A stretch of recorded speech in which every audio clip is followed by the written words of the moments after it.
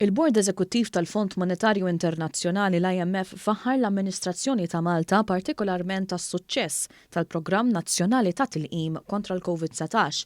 Il-Bord tal-istituzzjoni konkluda illi l-mod kif il-pajjiż wieġeb għen biex jonqsu l-impatti tal-pandemija fosthom dawk finanzjarji. Grazzi għal dan ukoll l-IMF innota illi s-sentiment ekonomiku rkupra tant li din is-sena l-ekonomija Maltija jaf tikber b'5.7%. Dan fil-waqt li jaf tikber b'6% sena oħra. L-ogħla tbassir ekonomiku illi ingħata lil Malta. Dan huwa wkoll darba u nofs aktar milli għandu fidejh il-Gvern.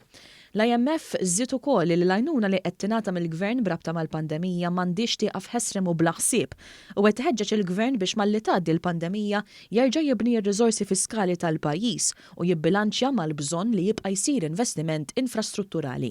L-IMF laqgħu wkoll il-pjanijiet tal-Gvern biex jonqsu l-emissjonijiet tal-karbonju kif ukoll riformi fil-qasam tax-xogħol u l-progressi li sar biex ir-regolazzjoni finanzjarja u l-ħidma kontra l-ħasil tal-flus tibqa' b'saħħitha.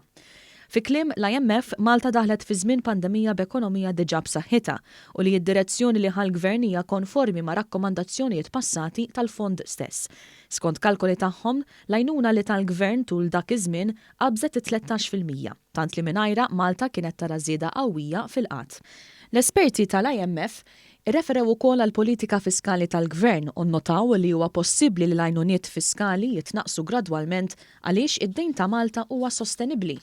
Dwar il-qasam diġitali l-IMF qal li Malta qed dwar bosta strateġiji għal din il-qalba tant li sejjaħ lil pajjiżna fost l-aqwa fl-Ewropa f'dan il-qasam.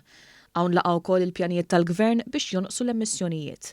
U żied ukoll kif id-diġitalizzazzjoni u d-dekarbonizzazzjoni ta' pajjiżna huma l-aqwa garanzija ta' tkabbir akbar u aktar sostenibbli.